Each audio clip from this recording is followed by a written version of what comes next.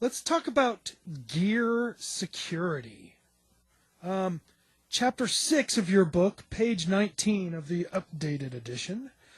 1977, the Sire van got stolen. 83, your equipment truck was stolen, and then again in 86, you talked about the bar not being set. I don't remember anything about what was the bar that you were talking about that didn't get set. Yeah, well, we had a big, giant iron bar that went through the wheels of the truck and with a lock on it. Oh, cool. And unfortunately, some of the idiot crew members we had at the time didn't bother to put it in. What were some of the other tricks? Because today, obviously, we have club, and we got the, the boot, and you got all of these lock boxes where you can't even, saw through them. What were some of the DIY things that you had to use other than the bar to keep things safe back then? Well, disable the truck engine with a component or something. You take out a piece, something in the engine that wouldn't start. But then after getting the stuff stolen once, they decided to bring the guitars up to the hotel room. Mm-hmm. So all our guitars went into the crew had to take the guitars and the basses into the hotel rooms with them. So if anything really happened, we at least had that. So the second time we had the truck gone, we had the guitars at least. So all I had to do was go buy amps and stuff and drums. You said the last time all you lost was your effects rack. Huh? The last time all you lost was your effects Well, yeah, rack. that time they just broke into the back and took a couple of things. We got the truck back pretty fast, so So that's what it wasn't as bad, But some of the DIY stuff we used to do was like if you were pulling a trailer, you'd jack up the trailer, put it up on jack stands, and then take the wheels off of the trailer. And then there was always the one person that has to sleep in the van no matter what. Yeah, well, we only had trailer and van very briefly in the beginning, then we went to trucks and semis. Trailers are a nightmare. Oh, yeah, tell me about driving that. They're dangerous and they're impossible to park. And in the book, there's a picture of me standing in front of the van and a trailer. So, for all these young whippersnappers, let's tell them about what it was like to tour before GPS and cell phones. Oh my God! one of the things that I never got any higher than my biggest tour was when I worked for Reverend Horton Heat, and it was still in a van back in those days. But he had these AAA guides where you would submit the itinerary to AAA, and they would send you a book with the trip mapped out. Yeah, so the triptych. Did you use those? No, I didn't use the triptych, but I used AAA for maps. So I get a map of all the different cities and a map of the regions and stuff, and work off those. It was before GPS and stuff, so that was interesting, studying the maps. And I might make Xerox copies of the different cities and route them and then hand them out to the crew and then hand them out to the truck driver. So to show them how to get into I'd call up the venue and ask the promoter or whoever in charge what's the best route into the city, and then I'd map it out for them like with a highlighter on a map and give them a Xerox map. So how's that for old school? Yeah, I know. It's like I remember that stuff. I remember getting lost on the road and all kinds of shit. It's scary as hell. Especially when you're a DIY band and you're like, well, we got enough gas to get to the venue. We better make it.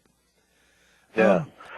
But I'd sit down before a tour and map it all out and then highlight it all out and make sure I had, before I went out on each leg of it, that the crew and the truck drivers had the right maps and where to go. So some of my other interviews, one of the big things that I talk about is how so many people identify with the lyrics of the Ramones when they talk about mental health issues. I mean, today we're able to look backwards and point out all the clinical root causes of people's behavior in the bands. But people of that generation didn't have a lot of education about mental health issues. With all of your experiences in dealing with people that have extreme personalities that are fueled by a variety of mental illnesses and learning disorders, how has your experience benefited you when dealing with the outside world of after the Ramones? Wow, what a technical, interesting question. The funny thing about it is I worked with several groups after the Ramones. It was a lot easier, I worked with like Degeneration. They were fun, They weren't fighting. They were talking to each other, or telling jokes. The Ramones were pretty strict, They, in the van, they all had their own little Walkmans, and they didn't really talk and joke around a lot. You know what I mean? So after the Ramones, I found it a lot easier to deal with bands. What about interpersonal relationships? What do you mean? Well, it seems to me like you would have a lot of patience with people after learning. It's like you have to have patience. So I would think that would help you a lot with interpersonal relationships too, learning how to be patient with people. Yeah, that's true. I mean, being a road manager, tour manager, you had to be very diplomatic and kind of work around the problems that the intergroup problems they were having, so you try to keep them not killing each other, you know what I mean? Yeah. So what they did was they took a lot of out on me, like in practical jokes, Yeah. So I could take it, let them take it out on me instead of doing it on each other, which they would probably get pissed off and start fighting or something, So a lot of practical jokes were done on me, So that's fine. That's part of the job of a road manager, tour manager. You got to be very diplomatic and work around all of that, Well, as the wrap-up question for the mental health stuff, what advice would you give to someone in today's world who sees themselves in the Ramones lyrics? Wow, you're coming up with some interesting, thank you. off-the-wall questions here. Basically, the Ramones are tongue-in-cheek. They're goofing around a lot here. Yeah, but at the root cause of in a way that they do talk about certain things, problems and psychotherapy, cretins, and but that's the problem. A lot of people took the Ramones too seriously, and then they said they're dangerous. They're talking about craziness and psychotherapy, and it's not good. Sniffing glue, but they were just talking about goofing around. As sniffing glue was something kids did. It's kind of goofing around. They weren't telling everybody to go sniff some glue. Well, so it seems to me that what the Ramones lyrics kind of and their examples say to me is that no matter what's going on with you inside your head, you can become a more successful person despite all of your shortcomings with learning disabilities and stuff like that. Would you agree?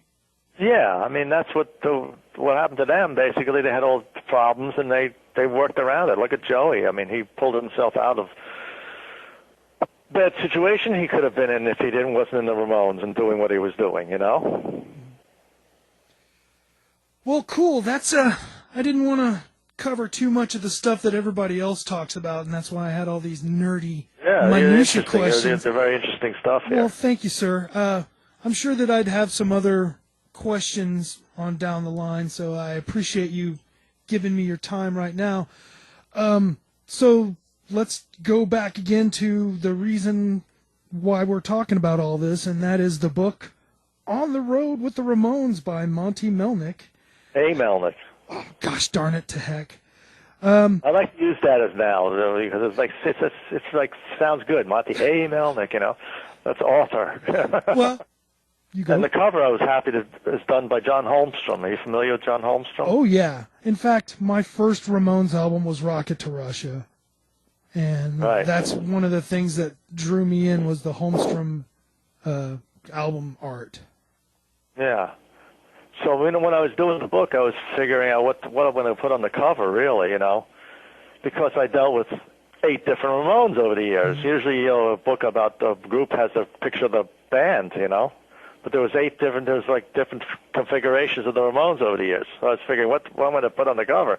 So I figured, well, let's do it like the cartoon of me in the van with all the 8 Ramones. And I was lucky enough for him to do it, you know. Again, you want to listen to this interview with your copy of On the Road with the Ramones that you bought from Monte, brand new. So buy a brand new one from him on Bonus Amazon. edition. Bonus edition. Red Ramones lettering. That's distinctly that sets it apart from the other ones. Well, thank you, sir. And Okay. I appreciate everybody listening. I'm Rocky the Ramone.